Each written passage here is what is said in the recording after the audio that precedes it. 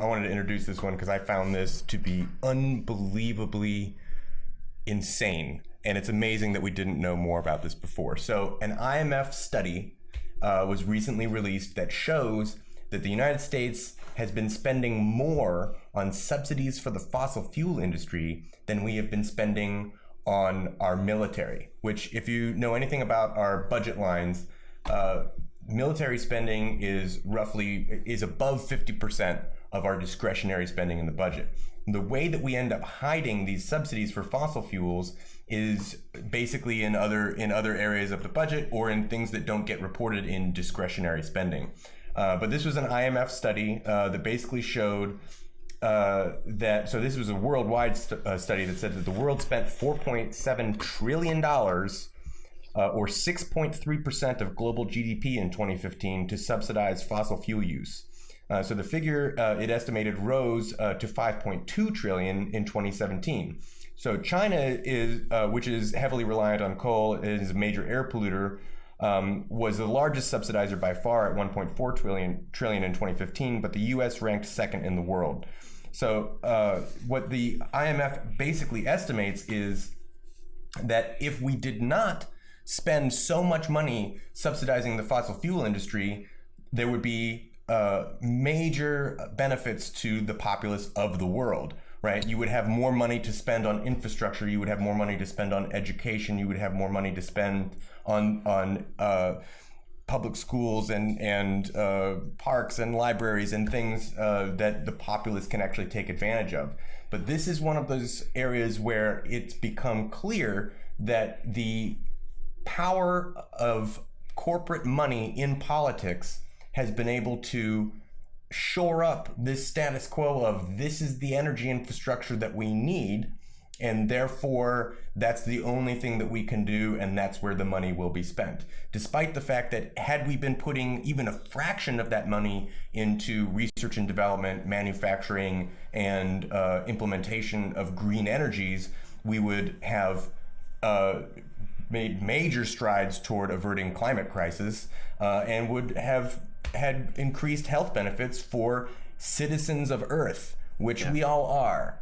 So, did you guys read this article? What do you guys think? Yeah, and it also kind of incredible. relates to another follow-up story that we'll be doing later. But it's interesting that we're wasting so much time to a limited, finite resource, and the very fact that the fossil fuel industry, they did a research in the 1970s where they figured out, oh yeah, we're impacting the climate. They knew that we're doing this, yet we're still addicted to it. And look, no one here is a saint, because everyone in the United States is using fossil fuels to energize their home and to run their cars and numerous other things too. But we have to start investing into green technology and start looking in future technologies that will get us away from our addiction to the fossil fuels. I mean, it's what's also causing all these wars and conflicts. The reason why we're starting to get involved in Venezuela from that failed attempt coup is just put in a puppet government so that the United States can have access to Venezuela's oil fields, which are just, if not larger than Saudi Arabia's oil fields. So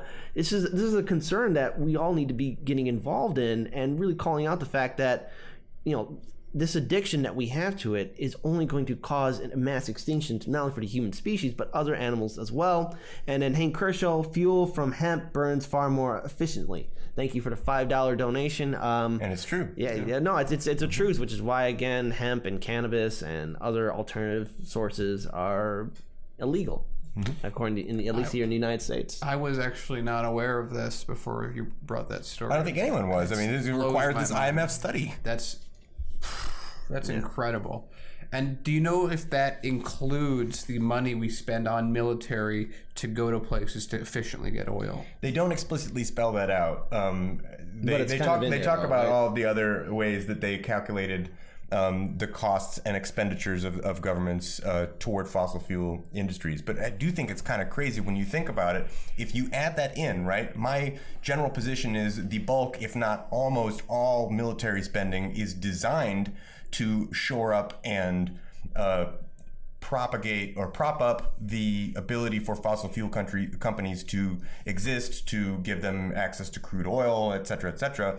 Now, if you total that up, we're spending $1.3 trillion a year keeping these companies the most profitable companies on the planet who don't pay taxes, we're spending $1.3 trillion to keep them in that position.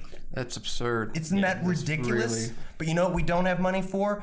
Medicare for all. Hey, but Paul, how are you gonna? Let's be real. How are you gonna pay for Medicare for all? I don't know. Wait It a seems minute, wait a minute, gentlemen. Okay. What about free college? What about our infrastructure? What about, making sure that we have like a stable climate and economy and ecology? I mean, come on, We guys. need really good Legos. Oh.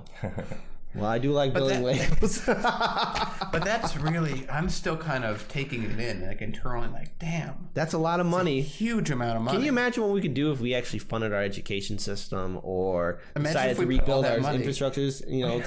And the thing is, like, future generations. Let's say the planet goes to crap. Future generations are gonna look back on us and think, "You guys had it all and you fucked it up." But that reminds me of that Far Side comic.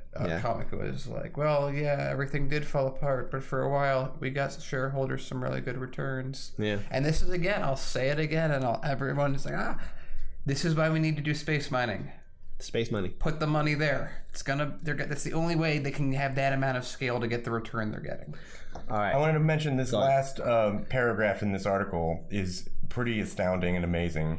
So it says, oil, gas, and coal companies and their stooges in public office have long argued that making consumers pay for the fuel impacts of fossil fuel use would cripple the economy.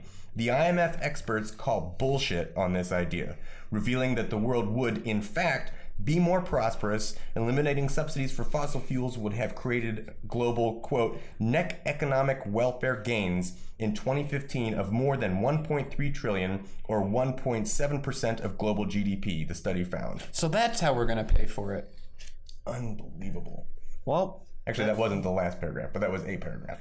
well, it's a crisis, and we got to get away from this addiction. And there's problems that we need to address on this planet because climate change is a reality, and we are going to have to be dealing with it. And that's just not talking about the planet warming up, but we got superstorms, polar vortexes, mass droughts, Sea levels rising, and mass extinction of animal ecosystems that are important for us, so that we can eat and survive as well. But it's a crisis, but there is hope.